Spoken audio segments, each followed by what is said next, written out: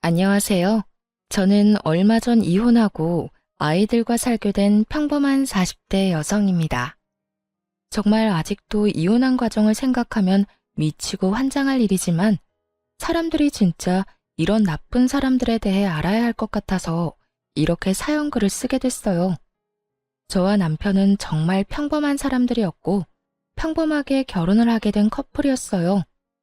둘 다 평범한 월급쟁이였고 본가가 같은 동네라는 공통점 덕분에 더 빨리 친해졌죠. 정말로 모난 곳도 없고 시댁에 문제가 있는 것도 아니었어요.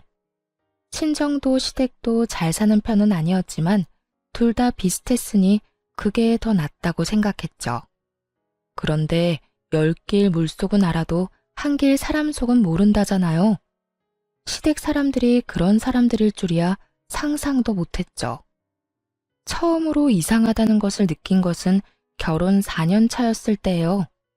남편이 휴가를 앞두고 있던 여름에 몸을 만들겠다며 8kg짜리 아령을 들고 운동하다가 발가락에 아령을 떨어뜨려서 발가락 골절을 입게 됐어요.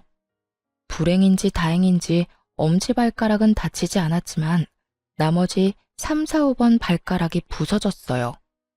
발가락 뼈뿐만이 아니라 발등뼈도 문제가 생겨서 결국 수술을 해야 했고 핀도 박아야 했죠. 한마디로 대공사였어요. 나오는 병원비와 수술비는 그때그때 생활비에서 냈고요. 실비보험을 제가 내고 있었으니 당연히 실비보험에서 돈이 나올 거라고 생각했거든요. 그런데 수술비가 생각보다 많이 나와서 생활비가 좀 모자라더군요. 여보, 얼마 전에 보험 청구하지 않았어? 진단금이랑 수술비 그거 나왔으면 나한테 줘야 해? 우리 지금 생활비 너무 모자라. 그거? 일단 신청은 해놨는데 한번 알아볼게. 조금만 기다려줘. 그런데 생활비 많이 모자라? 응, 이번 달 초에 당신이 교육 듣는다고 40만 원 가져갔잖아. 그것 때문에 좀 힘들어. 저와 남편은 통장을 합친 건 아니었어요. 결혼하면서 오랫동안 몰던 중고차를 팔고 새로운 차를 사느라 대출을 받았고 집을 구매하면서 또 대출을 받았죠. 남편 앞으로 150만 원 넘게 대출금이 들어가고 있는 실정이라 필연적으로 제가 생활비를 부담하고 있었거든요. 그러다 보니 이런 식으로 돈이 나가면 제 월급에서 돈을 더 써야 하는 일이 생겼던 거죠. 그날의 대화는 대수롭지 않게 넘어갔어요. 그런데 수술한 지 2주가 넘어가는데도 보험금이 나오지 않더군요. 퇴원 시에는 입원비 관련한 보험금이 나와야 하는데 말이죠. 답답한 마음에 남편에게 먼저 말을 꺼냈어요. 혹시 보험 어떻게 됐어? 혹시 결격 사유라도 있었던 거야? 그런 건 아니고, 그런데 병원비 많이 나왔어? 우리가 모아놓은 돈에서 좀 뺏어 쓰면 안 될까? 그 돈으로 써도 상관은 없는데 그래도 보험이 왜 안 나오는지는 알아야 할 거 아니야. 당신 보험이 생활비에서 나가는데 도움이 안 될 것 같으면 없애는 게 맞고 더 좋은 데로 갈아타면 되니까. 그렇게 말하면서 남편을 봤는데 남편은 곤란한 얼굴을 하고 있더라고요. 거기에서 뭔가 있는 것 같다는 생각이 들었어요. 남편이 원래 손해보는 걸 싫어했거든요. 계산을 꼼꼼하게 잘하고 관리도 잘하는 사람인데 보험 하나 가지고 저런 곤란한 얼굴을 하는 건 중간에 문제가 있다는 이야기잖아요. 그래서 남편을 추궁했어요. 보험 약관 한번 보여줘. 문제가 뭔지 내가 찾을 테니까. 여보, 그냥 이번 한 번만 넘어가면 안 될까? 나도 말하기 좀 그래서 그래. 도대체 뭐 때문에 이렇게 당신이 저 자세로 나와? 다음에도 이런 일 없으리란 보장 없잖아. 그러면 그때마다 생활비 뭉텅이로 날아가는 거고. 그럼 보험은 왜 넣어? 빨리 보여줘. 남편이 아무것도 안 하고 지켜만 보길래 저는 답답한 마음에 중요한 서류를 넣어두는 서랍부터 열어댔어요. 그리고 제가 원하던 서류를 찾았죠. 그런데 남편 실비의 피보험자가 남편이고 계약자, 즉 계약을 체결한 사람이 심으로 되어 있더군요. 게다가 수익자도 시모였어요. 저는 설마 하는 마음으로 남편을 쳐다봤어요. 남편이 고개를 푹 숙이더군요. 설마 어머님이 청구 금액 다 가져간 거야? 당신 이거 처음부터 알고 있었어? 그거 나 사회생활 시작할 때 엄마가 아는 사람 통해서 받아준 거거든. 그래서 결혼 전까지 엄마가 돈 내주고 있어서 일단 엄마가 계약한 거기도 하고 나도 별 생각 없었지. 남편 말에 제가 답답한 듯 남편에게 따졌어요. 결혼 전이야. 어머님이 돈 내셨다 하니 보험금 나온 걸 드린다는 게 잘못됐다거나 나쁘다고는 생각 안 해. 그렇지만 결혼 후에도 어머님이 그걸 가져가신다는 걸 알았으면 이 보험을 어떻게 고칠 생각을 해야지. 돈은 우리 생활비에서 나가는데 혜택을 우리가 못 받는 건 문제가 있는 거잖아. 그렇긴 한데 엄마한테 이야기하는 것도 좀 그렇고 이번만 그냥 넘어가면 다음에는 이야기 한번 해볼 테니까. 분란을 피하고 싶은 건지 남편은 계속 다음에 하자고 미루더군요. 저는 그럴 생각이 없었어요. 수술비에 입원비까지 보험에서 다 나올 거라 생각하고 편하게 돈을 써댔는데 그 여파로 지금 당장 생활비가 모자라게 생겼으니까요. 어머님한테 가서 이야기하자. 이건 나중에 해야 할 일이 아니라고. 나중에 또 문제 생기면 어떡할 거야? 여보, 그러지 말고. 말리는 남편을 이끌고 시댁으로 갔어요. 시모가 뜬금없이 찾아온 저희 부부를 보고 묻더라고요. 무슨 일로 이런 시간에 찾아와? 연락도 없이. 어머님, 이 사람 보험 청구한 금액 어머님이 다 가져가신 거 사실이에요? 제 말에 시모가 눈을 새초롬하게 뜨더니 딴짓을 하며 말하더군요. 내가 그 보험 들어준 계약자니까 당연히 나한테 돈이 다 들어오지. 내가 들어준 거 아니냐? 아들이 피보험자고 내가 계약자니까. 어머님, 그럼 보험을 넣으신 이유는 뭐예요? 보험을 왜 넣다니? 당연히 아플 때 도움되라고 넣었지. 지금 그걸 어머님이 가져가시는 바람에 도움이 하나도 안 되고 있어요. 저희 생활비 펑크 났거든요. 그리고 아픈 사람은 남편인데 왜 남편한테는 도움 하나도 안 되고 어머님한테 돈이 들어가는 건지 솔직히 이해가 안 돼요. 계약을 그렇게 했는데 그럼 어쩌냐? 너 설마 그 돈 때문에 여기 와서 나 잡는 거니? 잡는 게 아니라 확실하게 하고 넘어가려고요.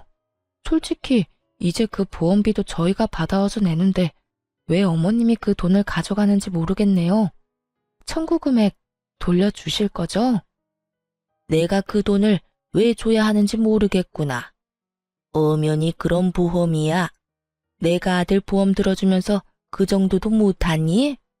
아니 꼬면 내가 아들 키워준 대가라고 생각해. 어이없는 말을 들으니 답답하기만 하더군요. 저는 찍소리도 못하고 가만히 있던 남편을 불렀어요. 여보, 당신은 어떻게 하고 싶어? 이렇게 앞으로 병원비 보험 지원도 안 받으면서 생돈으로 다 낼 생각이야? 그건 아니지만. 남편은 정말 답답하게도 저와 시모 사이 눈치만 보더군요. 하긴 자기 입으로 무슨 말을 하겠어요? 결혼 전에는 시모가, 결혼 후에는 제가 내줘서 본인이 돈 낸 적은 한 번도 없으니 말이죠. 남편에게 말해서 안 될 것 같아서 시모에게 단도직입적으로 말했어요. 그러면 계약자를 남편 이름으로 변경해주세요. 수익자도 당연히 남편으로 해주고요. 남편이 애도 아니고 자기 결정권 없는 사람도 아닌데 굳이 계약자 피보험자 나눌 필요 없잖아요. 그리고 무엇보다 돈을 우리가 내고 있으니까요. 내가 왜 그렇게 해줘야 해? 너희 참 이상하구나. 그럼 여태껏 내가 낸 돈은 어쩌라는 말이니? 지금 이 상황에서 이상한 건 어머님이시죠. 설마 아들 아픈 걸로 용돈벌이 하시려는 건 아니죠? 제 발언이 조금 강했던 건지 시모 얼굴이 완전 황당하다는 듯 벌겋게 달아오르더군요. 무슨 말을? 이 상황이 딱 그거잖아요. 정작 아픈 아들이 돈 다 내고 치료받았는데 보험은 어머님이 다 먹겠다는 말이 그 뜻으로밖에 안 들리잖아요. 제가 어플 체크해보니 여태 보험비를 아예 안 받았던 것도 아니고 그 전에 받으신 것만으로도 내신 금액은 돌려받으신 것 같은데요. 제 말에도 시모는 아무 말 없이 입만 꾹 닫고 있더군요. 더 이상 말하면 자기 얼굴에 똥칠하는 것밖에 안 되니 뭐를 새로 일관하려는 느낌이었어요. 그 모습에 저도 마음 단단히 먹었죠. 지금 당장은 남편 건강이 그리 나쁘지 않아서 저 보험이 필요 없을 수도 있지만 나중에 나이가 들면 저희가 얼마나 큰 손해를 보겠어요. 그래서 남편에게 말했죠. 어머님은 계약자 수령인 바꿀 생각 없으신가 보네. 그럼 어쩔 수 없지. 퇴원하고 당분간은 시댁에서 지내. 당신 다리 다 나아서 목발 없이 다닐 수 있을 정도 되면 그때 집으로 와. 그 전에는 집에 돌아올 생각 말고. 여보, 그게 무슨 소리야? 무슨 소리긴. 어머님이 보험금 다 가져가신다잖아. 나는 생활비로 병원비, 보험비 다 내고도 보험금 못 받는 사람 됐으니 당신 수발까지 못 든다는 말이야. 어머님이 그 큰 돈 다 가져가셨으니 어머님이 알아서 당신 간병해 주시겠지.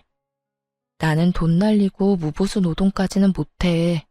게다가 당신 집에 있으면 돈만 더 나가고. 어머님이 받아가신 돈만큼 여기서 신세지다가 와. 어머님도 고생하세요. 이 사람 아직 해야 할 거 많아서 도와주셔야 할 거예요. 그렇게 말하며 제가 주섬주섬 제 물건을 챙기자 시모의 꾹 닫힌 입이 다급히 열리더군요. 너 그게 무슨 소리야? 내가 왜 아들 평간호를 해? 제 말 못 들으셨어요? 어머님이 받아가신 돈만큼 고생하시라는 말이에요. 계약자 변경 안 해주신다니 어쩔 수 없죠. 앞으로 남편 아프면 시댁으로 보내드릴게요. 안 아프면 좋지만 나이 들수록 아플 일만 남은 거 아시죠? 여보, 진짜 나 놔두고 가는 거야? 잠깐만. 이건 당신 책임도 있는 거 알지? 미리 이야기하고 어떻게든 했어야 하는 건 당신이지. 알아서 어머님 설득시켜서 돌려놓거나 아예 안 먹힐 것 같으면 보험 해지해. 나는 그 돈 계속 내줄 생각 없으니까 잘 해결하고 와. 그렇게 이야기하고 나와버렸죠.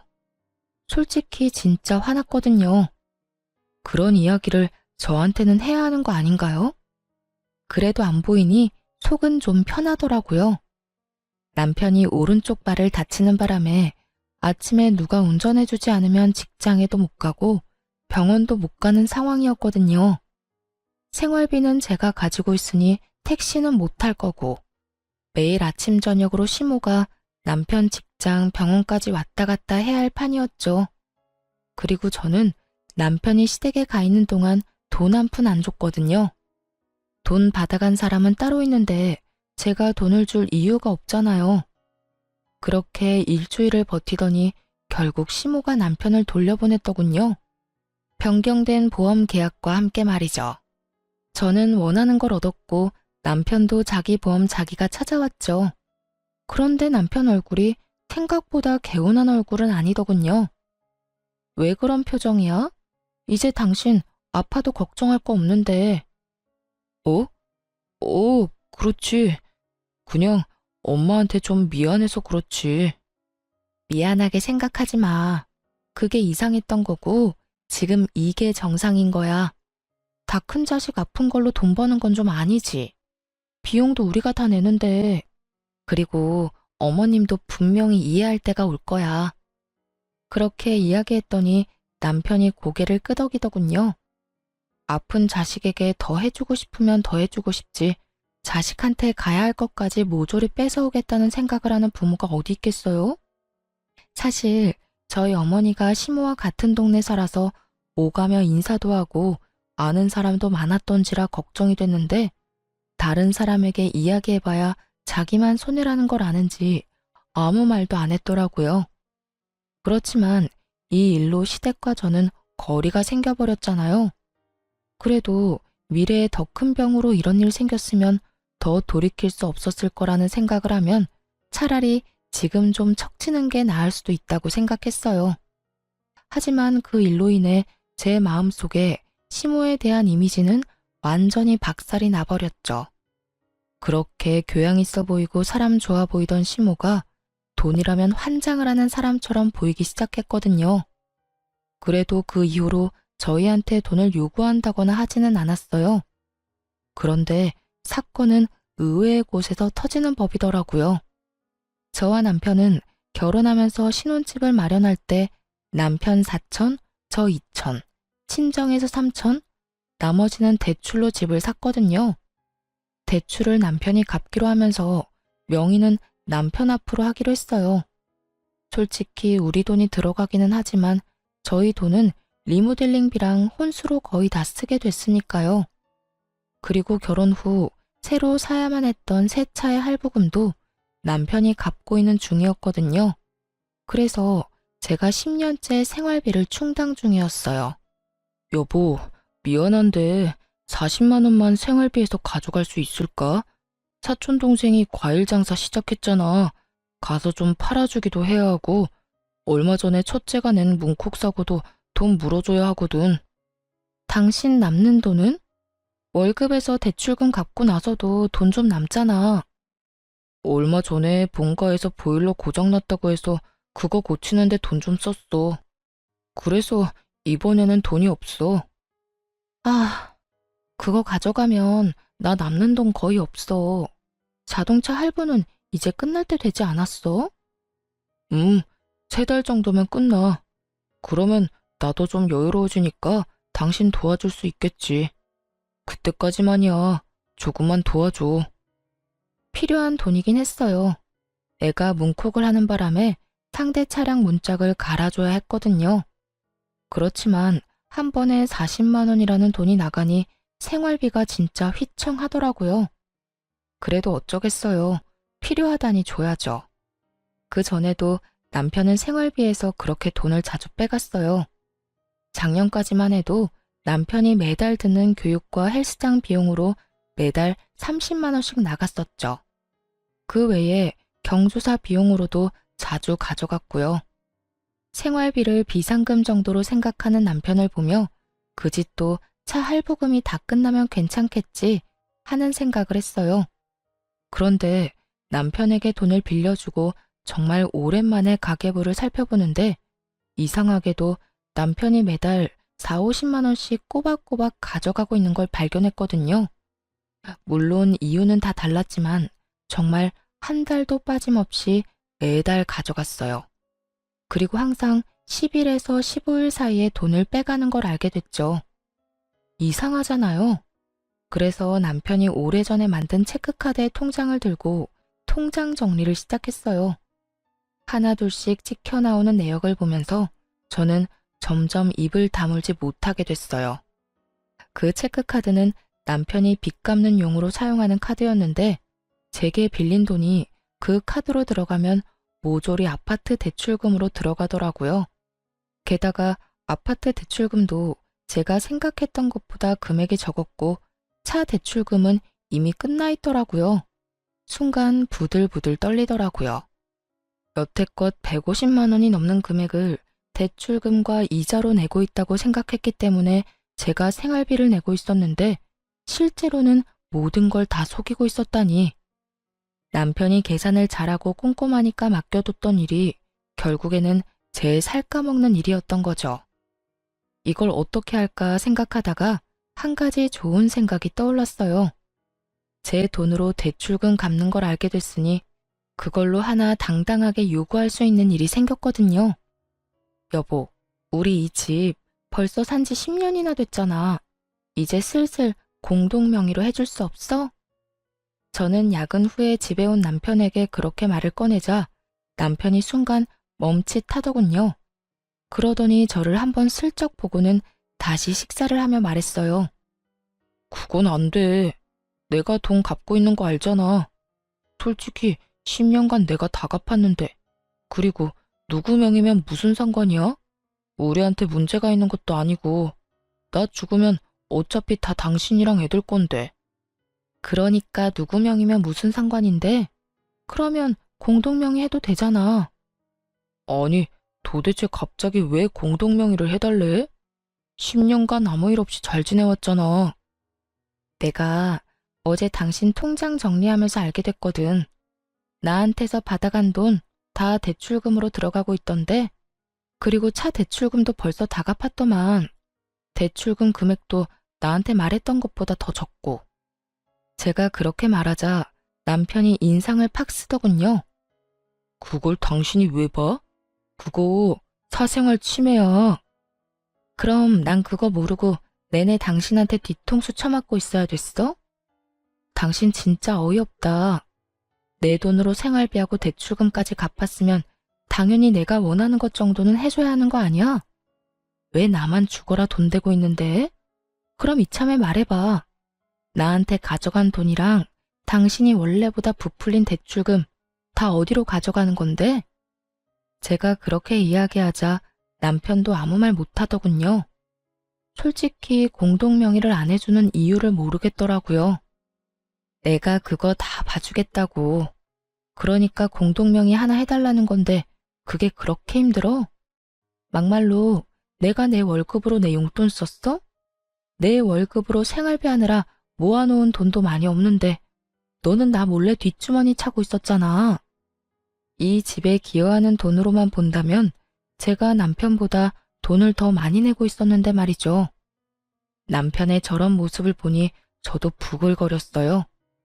그래도 해주겠다는 말은 절대로 안 하는 남편을 보며 저도 마음을 굳게 먹고 말했죠. 그래, 당신 맘대로 해. 대신 당신은 생활비 쓰지 마. 집에 있는 전기, 난방도 쓰지 말고 그것도 내 생활비로 내잖아. 아, 제발 좀 이런 식으로 유치하게 굴지 마. 먼저 치사하게 군 게 누군데? 너 하는 행동이 괘씸해서라도 나 너 용서 못해. 당분간 당신한테는 절대로 생활비 안 줄 거니까 알아서 해. 그 뒤로 정말 남편에게 1원 한 푼 안 줬어요. 난방이랑 전기도 못하게 막아버렸고 냉장고에 음식도 못 먹도록 아이들 음식도 단품 요리로 만들어서 바로 먹어버렸어요. 밥도 딱 애들이랑 저 먹을 만큼만 만들어서 먹고요. 식재료만으로는 만들어 먹을 수 없으니 남편은 며칠간 라면만 먹더군요. 그렇게 치사하고 깐깐하게 구니 한 3개월이 지나자 남편이 저에게 항복의 메시지를 보냈어요. 미안해. 내가 사과할게.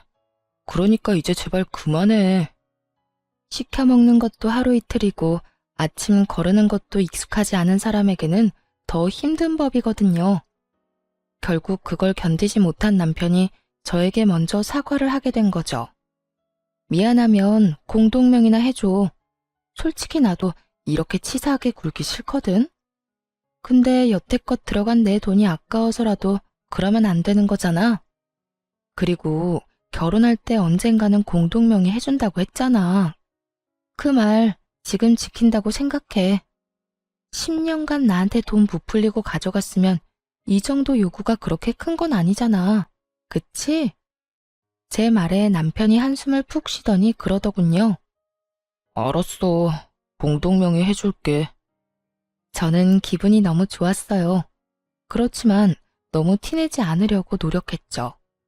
사실 결혼 초에는 공동명의는 해도 안 해도 그만이라는 생각을 하고 있었는데 결혼 10년 차 되니 제 재산을 가지고 싶다는 생각이 들었거든요. 게다가 제가 돈을 안 버는 것도 아니고 그걸로 집에 생활비로 다 쓰는데 제 앞으로 된 재산이 아무것도 없다는 것도 좀 싫었고요. 그래서 남편이 공동명의 해줄 날만 기다리고 있었죠. 그런데 그 다음날 시모가 저희 집에 찾아왔더군요. 너 이게 도대체 뭐 하는 짓이니? 네가 뭔데 공동명의를 요구해? 네가 한 게 뭐가 있는데 내 자식 재산을 넘봐? 어이가 없었어요. 다짜고짜 와서 저한테 이런 막말을 하다니. 남편은 그런 시모를 말리려 애쓰더라고요. 놔봐. 넌 바보 등신이야? 어떻게 된 게 네 손 안에 들어온 것도 못 지켜서 이 난리야? 시모의 그 말에 저도 빈정이 확 상해버렸어요. 솔직히 왜 제가 저런 소리를 들어야 하는지 모르겠더라고요. 그래서 저도 시모에게 이야기했죠. 어머님, 남편이 그간 저한테 가져간 돈이 얼만지 아세요? 그리고 남편이 그간 대출금 부풀려서 이야기해서 생활비 지원조차 안 하고 뒷주머니 찬 게 얼만지는 알고 그런 말씀 하시는 거예요? 그게 무슨 소리야? 집값 낸 사람이 집주인이지. 그러니까요. 그 집 대출금도 제 돈 가져가서 냈던데 그것도 모르고 지금 여기 와서 저한테 이러시는 거예요? 뭐? 그게 무슨 소리야? 시모가 처음 듣는 내용인 듯 남편을 쳐다보더군요. 남편이 한숨을 푹 쉬고는 시모에게 말했어요. 제가 와이프 생활비로 대출금을 좀 냈어요. 얼마를? 한 달에 4, 50만 원 정도요. 올랑. 화내려는 시모 앞에 제가 한마디 더 붙였어요. 매달요. 10년간. 그래도 그렇지. 4, 50만 원은 내줘도 되지. 제가 생활비로 150, 200 정도 이미 내는데도요. 생활비도 네가 내냐? 넌 생활비 안 줘? 네. 남편 말에 시모가 눈을 질끈 감더군요. 제가 이 집과 생활 유지에 돈을 더 많이 내는데 그거 요구하는 게 과한 일인가요? 나는 모르겠다. 니들이 알아서 해라. 시모는 무슨 말이 하고 싶어서 왔는지는 모르겠지만 그 말만 남기고 후다닥 사라졌어요. 분명히 아들 편을 들며 저를 혼내주고 싶었던 모양인데 어쩌겠어요. 사실로 따지면 제가 그 집을 가져도 모자란 것을. 그리고 솔직히 애초에 리모델링 비용까지 하면 오로지 남편 거라고 하는 것도 웃기잖아요. 그렇게 남편은 조만간 공동명의 해주겠다고 약속까지 했어요.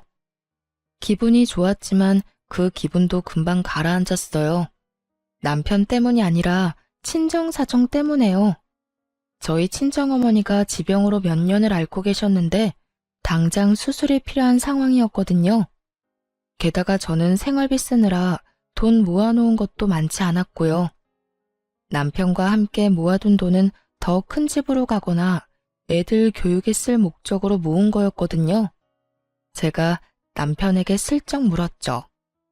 여보, 우리 모으고 있는 돈 좀 빌려줄 수 있어? 우리 엄마 이제 곧 이식 수술인데 수술비가 너무 많이 들어서.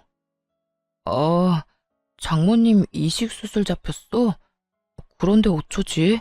그 돈 지금 빼면 더 손해야. 이때껏 모아놓은 돈은 다 더 부풀리려고 각종 펀드랑 주식에 넣어놨잖아. 지금 팔면 원금도 보전 못해.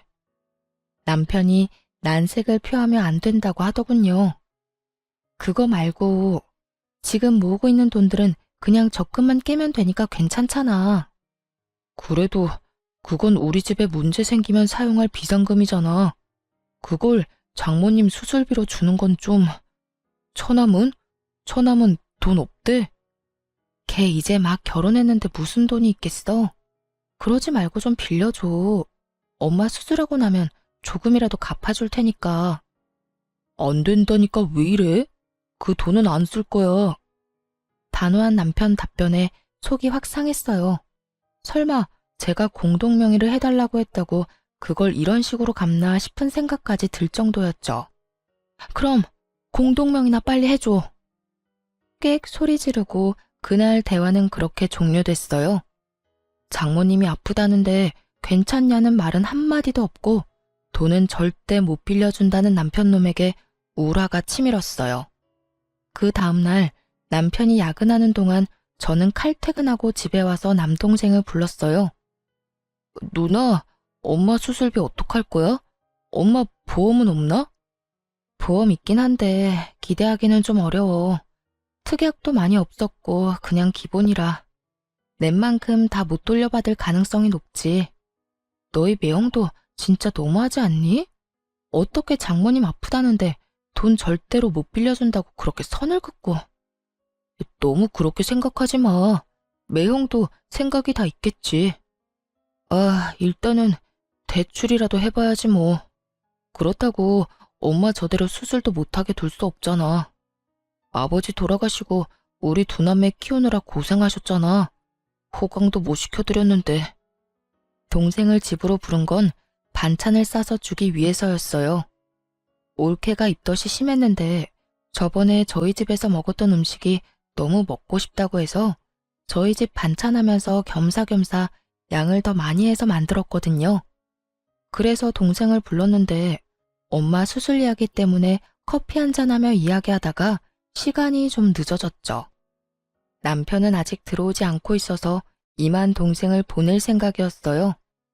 반찬 양이 많아서 동생 배웅도 할 겸 지하 주차장으로 같이 내려갔어요. 엘리베이터 타고 내려서 동생 차에 반찬이랑 애기용 물품을 싣고 있는데 뒤에서 익숙한 목소리가 들리더군요. 그러니까 미친 거지. 왜 내가 모아둔 돈을 처가에 갖다 붓냐? 와이프가 정신이 나간 거지. 얼마 전에는 돈독이 올랐는지 집도 공동명의 하라고 해서 난리도 아니었잖아.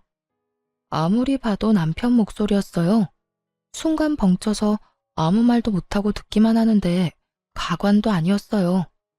내가 나서려니 동생이 갑자기 조용하라는 제스처를 하며 폰을 꺼내 허둥지둥 녹음 버튼을 누르더라고요. 공동명의 해줬냐고? 내가 왜? 나 그거 해줄 생각 없어. 그냥 말만 그렇게 해놓은 거야. 안 해주면 지가 어쩔 건데? 진짜 괘씸해서라도 안 해줄 거야. 그리고 자기 엄마 아픈 걸 왜 내 돈으로 해결하려고 하는지 이해가 안 간다니까. 돈이 너무 아깝잖아. 어차피 곧 죽을 사람 병원비를 왜 우리가 내? 그리고 늙어서 그 수술비 정도도 마련 못해서 끙끙거리는 것도 웃기고. 여하튼 처가 식구들 진짜 완전 비호감이야. 이야기를 듣는데 귀가 썩는 기분이 들더라고요. 그런데 더 놀라운 이야기가 그 뒤에 나왔어요. 그리고 저번에 보험이랑 대출 와이프한테 걸린 거 생각하면 아직도 한숨 나온다니까. 그래, 그 보험 청구 금액 와이프 몰래 엄마랑 나눴거든. 병원비는 생활비로 내고. 근데 그거 안 준다고 쌩 난리를 치더니 결국 나 본가해버리고 가버리는 거 보고 완전 정이 뚝 떨어지더라니까. 그걸로 이번에도 비상금 잘 모을 수 있었는데 딱 걸려가지고 대출금도 와이프 돈으로 야금야금 잘 넣고 있었거든. 부풀려서 이야기해서 생활비도 와이프가 다 내도록 설계 다 해놨는데 말이지. 이번에 걸리는 바람에 다음 달부터 와이프가 돈 달라고 할까봐 그게 걱정이야. 누구랑 무슨 통화를 하고 있는지는 모르겠지만 제 속내를 그대로 드러내는 남편놈 목소리를 들으며 진짜 하늘이 무너지는 기분이었어요. 처음부터 제 돈으로 자기들 배를 열심히 채우고 있었더라고요. 완전 열이 받을 대로 받은 저는 씩씩대며 주변을 살폈어요. 남편은 제가 지하 주차장에 있을 거라는 생각도 못하고 통화 끝나고 올라가려고 통화를 이어가고 있더군요. 저는 올케한테 챙겨주려던 겉절이 김치의 뚜껑을 열어서 남편에게 다가갔어요. 낄낄대며 발끝을 벽에 툭툭 차고 있던 남편놈 얼굴에 겉절이를 확 부었죠. 으이씨, 뭐야? 겉절이 맞은 남편놈이 얼굴을 들어 인상을 쓰더군요. 그리고 그 앞에는 그 인상보다 더 더러운 표정의 제가 있었죠. 야, 너 우리 엄마 수술비 안 빌려준다던 게 돈이 아까워서 그런 거였어? 어? 말해봐. 통화할 때는 말만 잘하더니 왜 꿀먹은 벙어리야? 저는 남편놈 멱살을 쥐면서 남편을 추궁했어요. 그랬더니 동생이 급히 저를 뒤에서 말리더군요. 누나, 참아. 이렇게 화낸다고 될 일 아니잖아. 누나가 일단 참아. 아이씨, 더 이상 나 열받게 하지 마. 지금 이 상황도 짜증내기 일보 직전이니까. 방구 낀 놈이 성질낸다고 딱 그거였어요. 지금 네가 짜증이 나? 그래, 내. 내고 오늘 너 죽고 나 죽자, 어? 열받은 제가 또 달려들자 동생이 말렸어요. 너? 이대로는 안 넘어가? 이혼해. 당장 이혼하자고. 이딴 식으로 너한테 돈 한 푼이라도 더 주면 내가 등신이고 바보 천치지. 누가 그런다고 겁낼 줄 알아? 이혼? 그래, 해. 하면 되지. 왜 못하겠어? 보나마나 내가 더 유리하다고. 진짜 미치고 환장하겠더라고요. 자기가 뭐라고 저렇게 당당한지. 저는 이악 물고 이혼 소송에 들어갔어요. 엄마가 아픈데 저놈 얼굴까지 보고 있다간 속에 천불이 날 것 같았거든요. 소송 진행 중에 엄마 이식수술 날짜가 잡혔어요. 엄마한테는 이혼한다는 말 안 했거든요. 괜히 걱정하고 스트레스만 받으실까 봐요. 수술 다 끝나면 이야기할 생각이었죠. 수술 며칠 전 엄마가 저랑 동생 불러서 그러더군요. 혹시라도 수술 잘못되거나 문제 생기면 엄마 폰 안에 사진 첩봐. 엄마가 거기에 너희들한테 조금이라도 물려주려고 모아둔 것들 사진 찍어놨어. 비밀번호도 거기 같이 있고 사망보험금도 얼마 전에 물어보니 꽤 많이 나올 것 같고 모아둔 돈이랑 엄마 살던 집, 내 앞으로 된 시골 땅 팔면 너희 앞으로 3억씩은 돌아갈 거야. 그리고 수술비도 걱정하지 말고 무조건 그 통장에 있는 돈 써. 알았지? 동생과 저는 깜짝 놀랐어요. 평소 친정엄마가 항상 돈 없다는 말을 밥 먹듯이 하니 저도 동생도 당연히 어머니에게 돈이 없다고 생각했거든요. 그런데 이렇게 알뜰살뜰 모아놨을 줄은 상상도 못했죠. 이제 수술만 잘 되면 된다고 생각하고 있었는데 수술 도중에 어머니가 돌아가셨어요. 면역력이 너무 약해져 있어서 수술을 견디질 못한 것 같더라고요. 정말 너무 슬퍼서 동생과 한참을 울고 장례식도 어떻게 치르는지도 모르게 병원에 있던 장례식장에서 나온 분이 하라는 대로 예예 하며 전혀 실감도 못하고 있었어요. 그런데 장례식을 하는 이틀날 이혼 소송 중인 남편과 시모가 장례식장에 찾아왔더라고요. 슬픔이 분노로 바뀌는데 1분도 안 걸렸어요. 그래도 입술을 꽉 깨물며 어머니 가시는 길에 분란 안 일으키려고 조심하고 있었는데 남편놈이 어머니 영정 앞에서 울고불고 곡소리를 내며 대성통곡을 하는 거예요. 동생과 저는 벙쪘죠. 저 인간들이 왜 저러나 싶었거든요. 남편이 저한테 오더니 제 손을 잡으며 갑자기 뜬금없는 소리를 하더라고요. 여보, 많이 힘들지? 다 괜찮아. 내가 곁에 있잖아. 저는 처음에 제가 잘못 들은 줄 알았어요. 지가 왜 날 걱정해요? 치열하게 한 푼도 안 뺏기려고 이혼 소송 중인데 갑자기 와서 챙기는 척? 착한 척? 환장하고 기가 차서 제가 물었죠. 이게 뭐 하는 짓이야? 당신이 여길 왜 와? 여기 와서 눈물 흘릴 자격도 없는 놈이? 저의 차가운 말에도 남편 놈이 제 손을 꼭 붙잡더니 그러더군요. 많이 속상했지? 내가 다 미안해. 이렇게 장모님 잃고 나니 당신이 얼마나 소중한지 깨달았어. 그러니까 우리 이혼은 없던 걸로 하고 다시 잘 살아보자.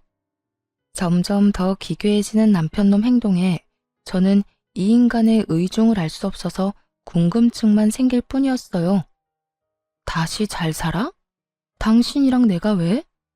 나한테 한 푼도 주기 싫어서 이혼 소송도 그렇게 지랄맞게 하고 있으면서?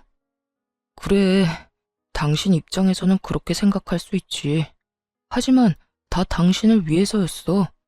그리고 당신이 원하면 다시 재결합하면 바로 집도 공동명의로 해줄게. 그거 당신이 원했잖아. 남편놈 말에 미치고 팔짝 뛰겠더라고요. 갑자기 재결합 이야기를 왜 하냐고요? 근데 그 의문을 해결해줄 사람이 금방 다가오더라고요. 시모와 어머니의 친구분이셨어요. 어머니 친구분은 보험 설계사로 일했었고 지금은 일을 그만두셨는데 이분이 저희 어머니와 시모 두 사람을 다 알고 있었거든요. 아휴, 그래. 저번에 사망보험금 얼마 나오는지 알려달라고 전화했을 때도 너희 이혼 전혀 모르고 있었어. 그리고 네 시어머니도 둘이 진짜로 헤어질 생각 없어서 네 어머니한테 말 안 한 거라고 하던데 둘이 잘 돼서 어머니 모시면 얼마나 좋아하겠어. 그 보험 설계사의 말을 들으니 이제 알겠더라고요. 이 인간들이 뭘 원했는지요. 엄마가 사망보험금 알아보러 전화한 후에 시모랑 보험 설계사가 통화한 게 틀림없어 보였어요. 보험 설계사가 엄마 재산에 대해 이야기했겠죠. 그러니 돈 때문에 지금 저한테 다시 재결합하자는 이야기였죠. 그리고 지금 이혼 소송이 남편에게 유리한 쪽으로 흘러가지는 않고 있었거든요. 남편은 제가 집값을 내지 않아서 재산 분할을 해줄 수 없다는 상황인데 제가 남편 계좌로 보내준 돈과 생활비에 쓴 돈까지 제가 쓴 금액이 더 많아서 남편 원하는 비율로 안 되고 있었거든요. 자기가 좋은 조건으로 승소할 수 없을 것 같으니 저를 회유하려는 것처럼 보였어요. 게다가 유산으로 돈이 많이 나온다니 그것도 노렸을 테고요. 제가 몰랐으면 몰랐지 남편과 시모의 행동과 생각을 모두 알고 있는데 이런 개수작을 부리다니. 제가 얼마나 만만하게 보였으면 이럴까 싶었어요. 그것도 보인이 된 저희 어머니 앞에서 아까워서 수술비 못 주겠다고 지 입으로 말하던 놈이 뭐가 그렇게 당당한지. 그런데 시모가 그때 제게 다가오더니 굉장히 슬픈 얼굴로 말하더라고요. 아가, 고생이 많다. 우리 애가 철이 없어서 이혼 이야기가 나왔다만 그래도 너희는 애를 낳고 산 부부잖니. 그리고 그렇게 큰 잘못으로 이혼하려는 것도 아니고 잠깐의 치기로 그럴 수 있으니 네가 이해하고 덮어주거라. 그 정도 흠은 살면서 아무것도 아니야. 뻔뻔하게 덮어주라는 말을 하다니. 시모도 남편만큼 뻔뻔하고 염치 없는 행동을 잘하더라고요. 그래서 저도 남편 놈과 시모 우라통 터지게 해주기로 했어요. 저는 남편 팔을 탁 쳐내고 말했어요. 내 대답을 들려줄게. 저는 그렇게 말하고 핸드폰을 꺼냈어요. 그리고 그 안에 저장된 녹음본을 틀었어요. 제일 큰 볼륨으로 말이죠. 여기 장례식장에 있는 모든 사람들이 들을 수 있도록. 그 녹음본은 동생이 그날 녹음한 거였죠. 자기 엄마 아픈 걸 왜 내 돈으로 해결하려고 하는지 이해가 안 간다니까. 돈이 너무 아깝잖아. 어차피 곧 죽을 사람 병원비를 왜 우리가 내? 그리고 늙어서 그 수술비 정도도 마련 못해서 끙끙거리는 것도 웃기고. 여하튼 처가 식구들 진짜 완전 비호감이야. 쩌렁쩌렁 남편 목소리가 흘러나오는데 사람들이 수군거리더군요. 하긴 그럴 수밖에 없죠. 여기 있는 손님들 중 엄마 손님과 시모의 지인이 겹치거든요. 기억상실증이라도 걸렸어? 네가 네 입으로 우리 엄마 수술비 안 준다고 했잖아. 그것도 돈 아깝다는 이유로. 그리고 그 돈이 온전히 네 돈이었어? 우리 둘이 같이 모은 돈이었지. 이게 내 대답이다. 알아듣겠어, 정신 나간 놈아? 이제 와서 재결합? 웃기고 있네. 왜? 엄마 죽고 나니까 이제 돈 나갈 거 없어 보이니 나하고 재결합할 생각이었어? 근데 어쩌냐? 너 같은 인성의 남자랑 결혼한 게 내 인생 최악의 선택인데. 2번 다시 몇 억을 너랑 같이 준다 해도 너랑 재결합은 없어. 제 말이 끝남과 동시에 장례식장이 웅성거리기 시작했어요. 설마 진짜로 저랬단 말이야? 저게 사위가 아니라 왼수지. 아이고, 저거 모르고 간 고인이 다행인 건지 불행인 건지. 세상에, 겉으로는 며느리가 잘못해서 이혼한다더니 그게 아니라 자기 아들한테 문제가 있었네. 아무리 그래도 처갓집을 저렇게 홀대할 수가 있어?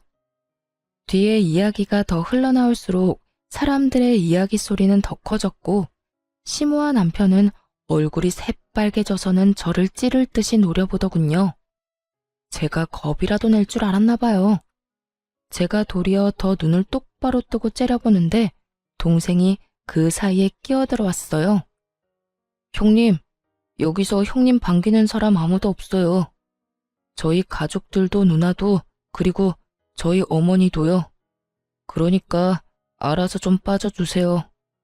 저렇게 조롱해놓고 저희 어머니 장례식에 오는 건 저희를 무시하는 건가요? 아니면 저희 어머니를 무시하는 건가요? 설마 자기 입으로 저렇게 다 말해놓고 아니라는 말 하실 건 아니죠? 남동생의 그 말에 남편이 주변의 눈치를 살살 보더니 결국 시모를 두고 자기 몸만 빠져 도망치듯 나가버렸어요. 속이 시원하더라고요. 여기 사람들 중에 시모와 남편 아는 사람들이 많았거든요. 지금껏 시모와 남편을 착한 사람이라고 잘못 알고 있다는 것만으로도 완전히 열받았는데 그 사람들에게 다 알려줄 수 있었으니까 다행이라 생각했어요. 결국 남편과 저는 이혼을 했어요. 재산 분할도 저한테 유리하도록 됐죠. 저는 어머니 유산과 재산 분할로 받은 돈 보태서 시모집 근처 좋은 평수로 이사를 갔어요. 그리고 자주 마트에서 시모와 전 남편을 마주쳤거든요. 그전에는 그렇게 기고만장해서 코가 하늘을 찌르더니 지금은 저를 봐도 모른 척하기 바쁘더군요. 왜냐고요? 마트 갈 때마다 아는 사람들이 그런 이야기를 해주거든요. 아유, 고생 많았어. 어떻게 그렇게 되먹지도 못한 인간을 만나서. 그래도 일찍 이혼한 게 다행이지. 그런 놈이랑 같이 살아봐야 저승가에는 어머니 속만 문드러질 테니까. 그렇게 시모와 전 남편이 있는 곳에서 저를 다독이며 자주 말해줬거든요. 솔직히 사람들 입에 오르내리는 일은 저도 좋아하지 않지만 나쁜 인간들 엿먹이려는 일이라고 생각하니 도리어 의욕이 샘솟더라고요. 그렇게 몇 번 그 인간들 있는 곳에서 그런 소리 들으니 결국은 그 인간들도 못 참더라고요. 몇십 년이나 살았던 동네를 쫓겨나듯 도망가게 됐으니까요. 전 남편과 시모가 어디로 갔는지는 저도 몰라요. 하지만 두 사람의 행보가 어디든 이제 저랑은 상관없다고 생각해요. 저도 복수할 만큼 했거든요. 그렇게 돈 좋아하는 두 사람보다 더 많은 돈을 가지게 됐고 두 사람보다 더 좋은 환경에서 살고 있는 걸 봤잖아요. 그러니 얼마나 속이 쓰렸겠어요? 남의 떡이 더 커 보인다고 했어요. 이혼 후에 제가 가진 것들이 참 먹음직스럽게 보인 만큼 자기가 한 선택도 여전히 후회할 가능성이 높았죠. 솔직하게 말해서 대출금을 부풀려서 저 모르게 돈을 모으고 시모와 돈을 나눠 갖고 제 돈으로 대출금을 냈던 일들은 어떻게 보면 제가 이해하고 넘어갈 수 있었던 일이었어요. 그리고 그걸 위해 공동명의를 내세우기도 했고요. 그런데 아픈 장모에게 들어갈 돈이 아까워서 빌려주지 않았다는 건 참을 수 없는 일이었어요. 남편이 엄마 수술비를 빌려줬더라면 저는 엄마의 유산으로 남편에게 더 잘해줬을 거예요. 사람 마음이라는 게 힘들 때 도움 주는 사람에게 더 잘해주고 싶거든요. 하물며 가족이 걸린 일인데 제가 얼마나 극진히 남편을 대했겠어요? 그런데 꼴랑 그거 아까워서 자기가 가질 수 있었던 모든 걸 잃게 됐으니 옆에 있을수록 자괴감과 후회가 전 남편과 시모를 무척 괴롭혔을 거예요. 결국은 참다 못해 떠나긴 했지만요. 저는 그들이 사라진 곳에서 편하게 잘 지내고 있어요. 전 남편과 시모가 뭘 하는지 전혀 모르고 연락도 들은 적 없어요. 다만 한 가지는 정확하게 알죠. 여기로 두 번 다시 돌아오지 못할 거라는 거요. 알게 모르게 좁은 동네였거든요. 제 결혼은 그렇게 확실하게 끝이 났죠. 여러분, 들어보니 어떠세요? 정말 세상에 이상한 사람 많죠? 겉으로만 봐서는 모른다니까요. 저도 남편이 저런 놈인지 나중에 알게 됐으니까요. 저도 그 일 경험 삼아 사람 보는 눈을 더 기르려 노력 중이에요. 오늘 사연은 저런 인간들도 있다는 걸 알려드리고 싶어서 쓴 거예요. 제 사연 재미있게 읽어주셨다면 감사합니다.